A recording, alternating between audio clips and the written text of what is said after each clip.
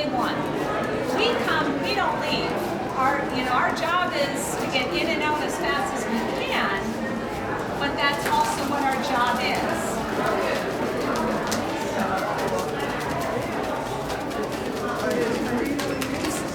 He's fine for a couple of reasons, and I sprayed him down for a couple of reasons.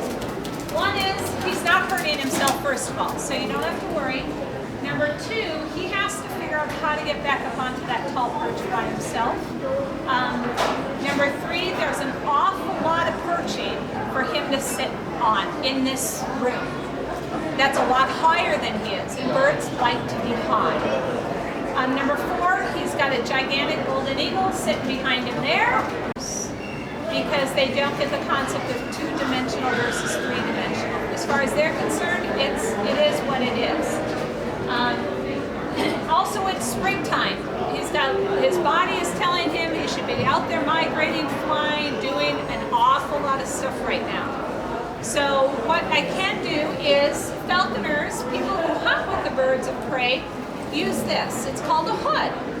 And the hood I can put over his head, tighten down these straps, and that will keep him calm. It's like putting blinders on a horse. If you're having a horse in a parade and there's a lot of cars, a lot of firecrackers, a lot of different kinds of stuff, it'll really help keep that horse calm because it can only focus on what's straight ahead of him. And he doesn't mind the hood. I mean, it took me 2 days to train him to tolerate the hood. It's not a negative experience. He always gets fed when the hood comes off. Food is his reward. It's the only thing that I have to give him, besides a bath. I've been lucky enough to work with a lot of different peregrines over the years, but he's been by far one of the better ones I've ever gotten to manage and train. He's extremely tolerant of most new situations that I've thrown him in. But again, I've been to the Eagle Center many times. I kind of forgot all the perching. Kind of just it doesn't bother me, but it's something for him to consider. And I missed the first part of your talk.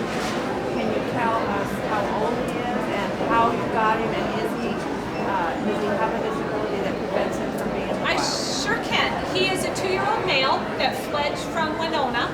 He was one of 5 babies that fledged from the nest box in Winona in 2012. The reason I know that is he was wearing a band when he was found injured. He had 2 broken toes on his right foot. He was found about a week after fledging, probably hit the building going 150 miles an hour, pulverized those bones. They had to amputate the tips of 2 toes. So he is missing very important skills to be able to catch food. So he was sent to the Raptor Center, and the Raptor Center placed him with me. I have both state and federal permits to have him for the use of education. It doesn't mean I own him though. He's into Nelson area, and just take a right, you'll see 2 small cliffs on the northbound side. Peregrine's nest there. We have a box on the Wabasha Bridge because we've had peregrines show up at the bridge, so we were trying to attract them to the bridge. But the cliff is too close, and it's a much better spot to nest. But our population is increasing. Certainly, we're finding peregrines will tolerate another nesting pair within half a mile, 3/4 of a mile. There's enough food available in this area that it's not inconceivable that we could have peregrines nest on the bridge either. Where in Winona is it? I don't know the exact. It's on one of the grain elevators.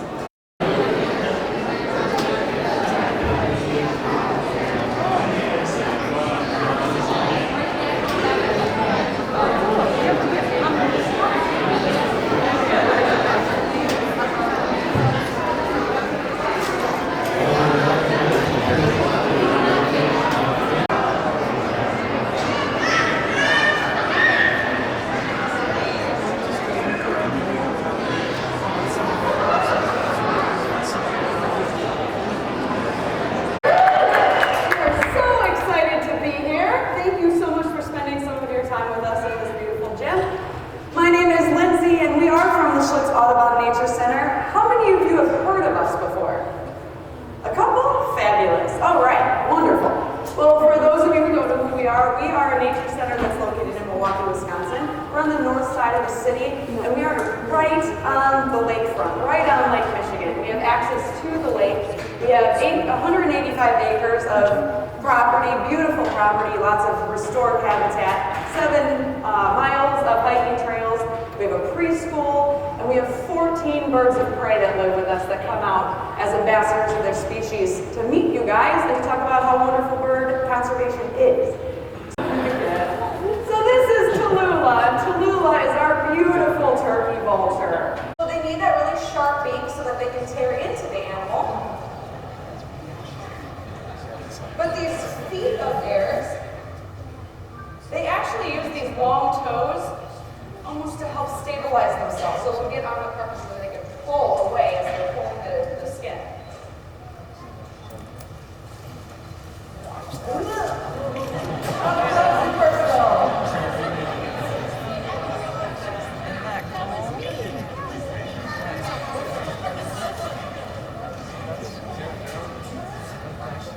Now, we're going to hold on to Tallulah for a second because I'm going to go against my own rules. Raise your hand if you love vultures.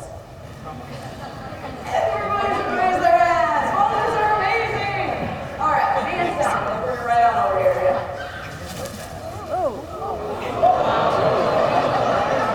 See now, do you love vultures?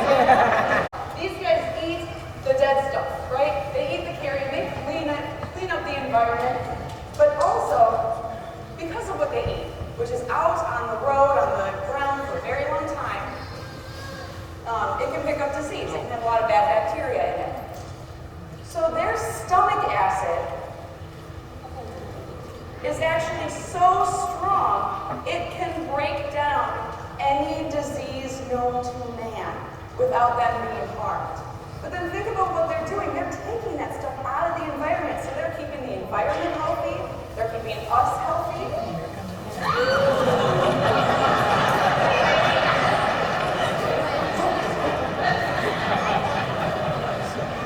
We're about to bust the tower.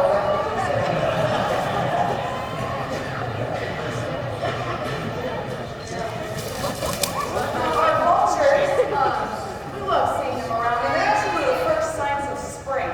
So keep your eyes peeled. They should hopefully be returning anytime soon after this horrible winter.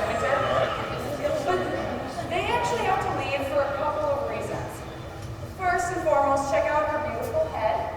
She is bald and beautiful. And also check out her feet. She doesn't have that much insulation on there either. So they have to leave to protect themselves. One other reason that they have to leave up north and go as far south as they need to is because of how they find their food. Now, most raptors, you're thinking about raptors, they don't really have a very good sense of smell, but your turkey vultures have an amazing sense of smell, and that's how they find their food. Of course, I guess it's kind of gross when you think about what they're actually smelling, but they don't mind at all. But if you look at her face, you'll see this big hole in her face. It goes right through. And they are built very much the same. This, put on your binoculars, is Mallory, and she is our American kestrel. She is full grown. She's about 4 years old. And her cousin, yes, is the peregrine falcon. So the kestrel is the smallest falcon in North America. And we're going to look at a couple things about Mallory that make her very speedy. Now, you think that the peregrine falcon can go up to 240 miles an hour in a dive, which is mind-boggling. The cheetah, which is very fast, can go upwards of like 60 miles an hour, which is your typical freeway speed, maybe, hopefully. This bird can dive up to speeds of 90 miles an hour. Really impressive, this tiny little thing. So the way she's going to be doing that is she's going to tuck her wings in. She has this really long tail which she can make narrow, and she becomes this little torpedo that just cuts right through the air, just like butter. Now, another thing about her wings, though, is these also help her with speed. So her feathers are actually going to be stiffer, and then she has a long, narrow wing as well, so it makes her very aerodynamic.